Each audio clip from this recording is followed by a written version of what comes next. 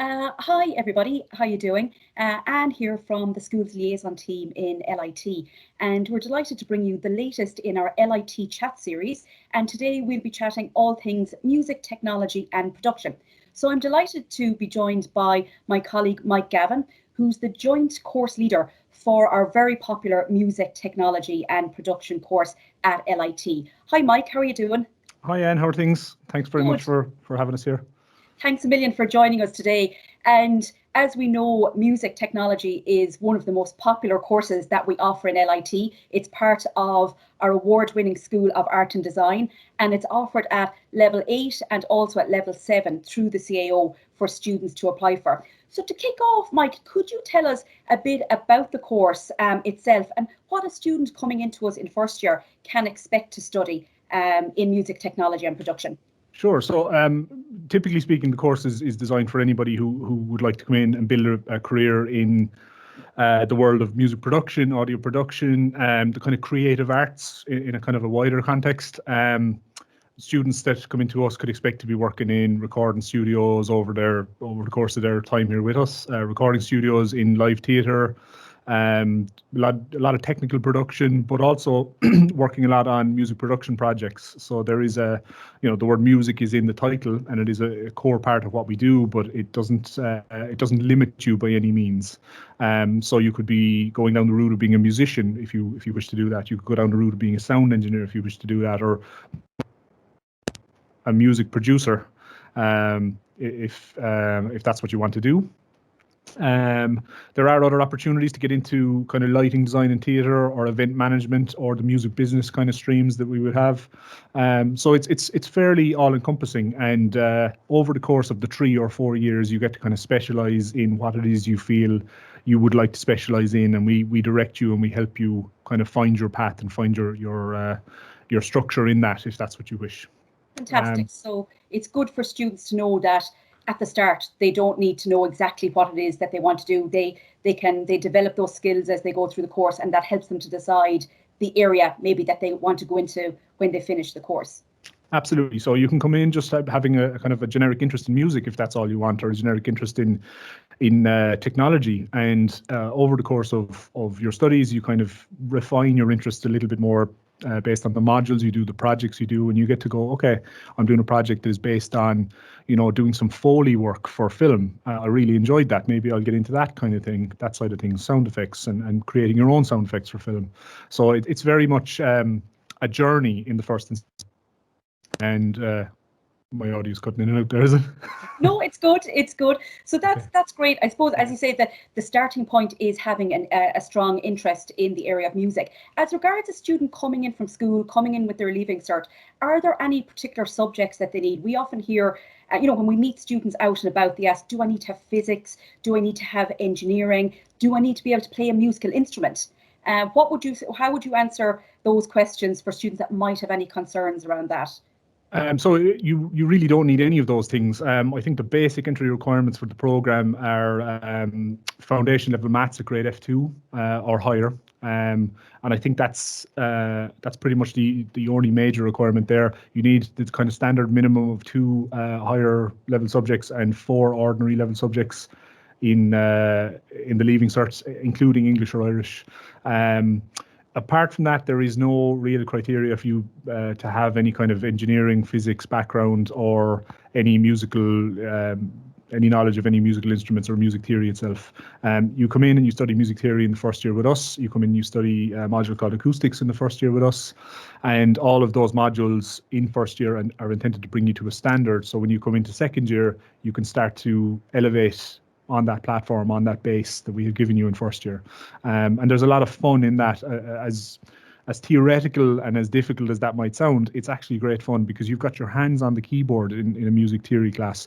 You've got loads of different things to do in the acoustics class where you make your own instruments and you measure the response of those instruments in a physics-based way, in an acoustics-based way, and it's great fun. It's brilliant fun. And that's fantastic, and that's really reassuring for students. For students to know that as I say, it starts from scratch and builds from there. And you're in a fabulous environment there behind you. With I presume you're in one of our sound studios. And obviously our approach to teaching and to learning in LIT is very hands-on, very practical, very applied, none more so than in the music technology course. So could you talk to us a little bit about, I know you've touched on it already, a bit about the practical side of the course, the sort of equipment that students will get to use at first hand while they're a student in LIT? Yeah, so we're very lucky to have some really good facilities here. I'm in what we call Studio A. It's an analog recording production studio. Behind me, I have a lovely Audient. Excuse me, hit my head off the microphone. I have a lovely Audient ASP 4816 console that we're blessed with. It's our centerpiece here. This is one of 3 control rooms, what we call control rooms, where the fingers on the buttons type thing happens.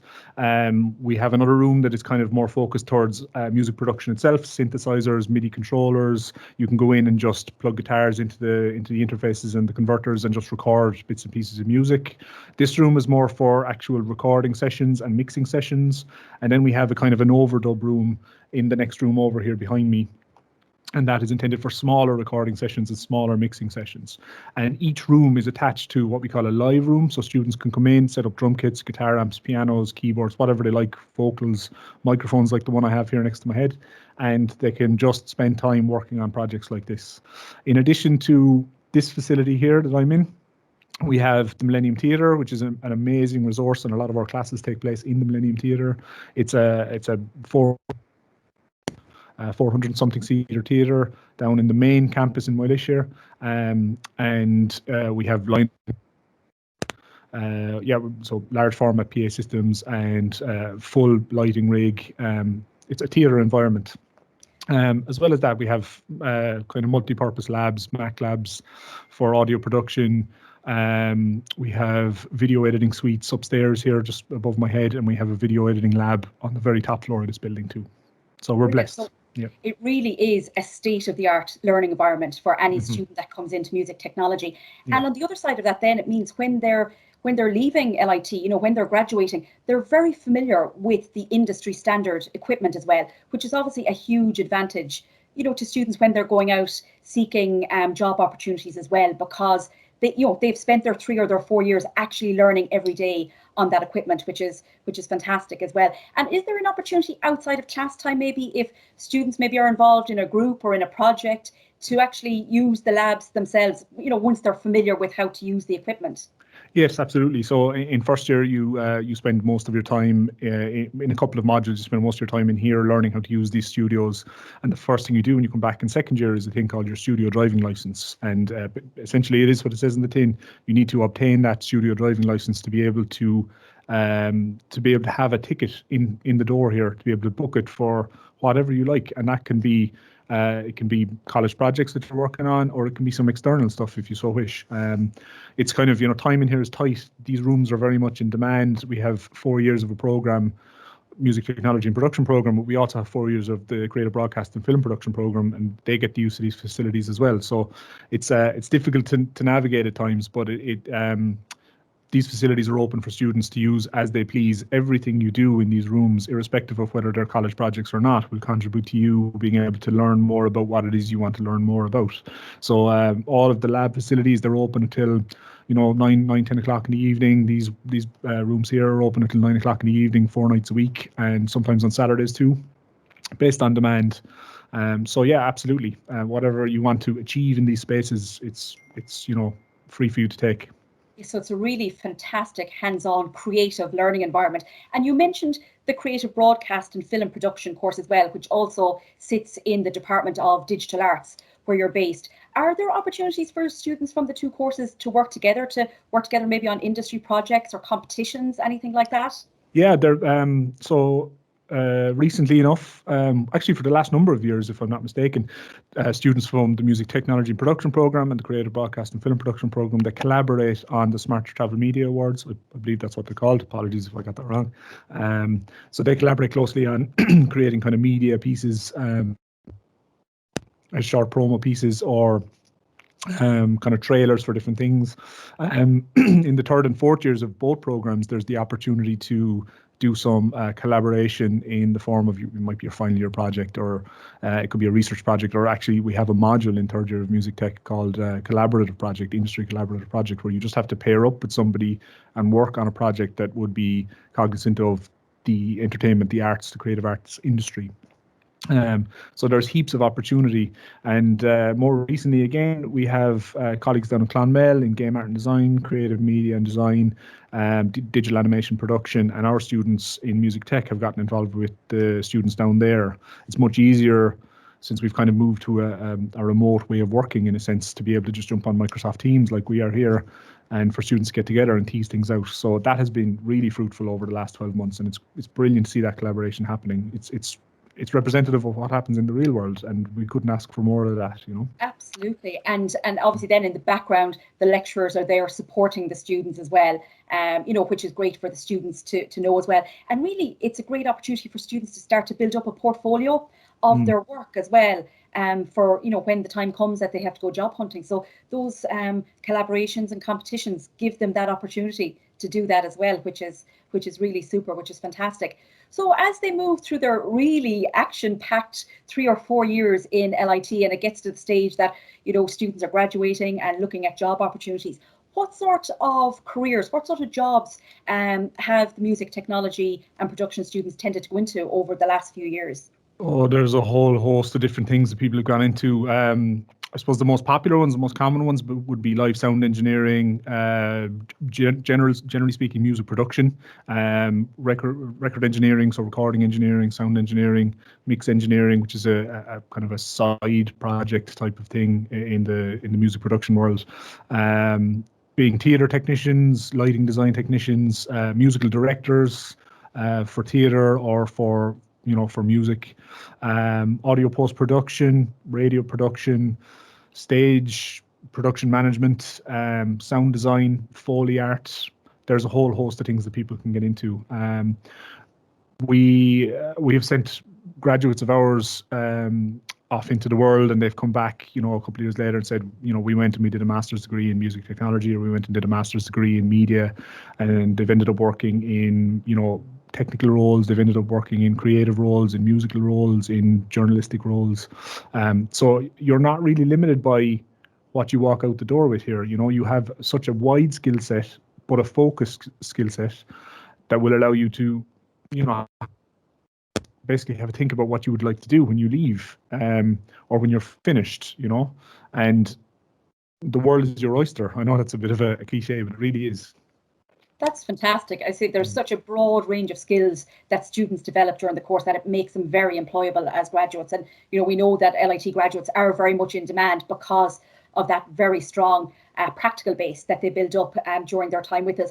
And I suppose that there's opportunities now for a lot of students to stay in Limerick and the Midwest, because the area or the region is very much becoming a creative hub, between having obviously our award-winning School of Art and Design in LIT. You have people like Troy Studios who've set up as well. So that creative arts and technology scene is really growing in the Midwest region. I'd say we're getting a good reputation for what we can offer in the region as well. Would it be right to say that?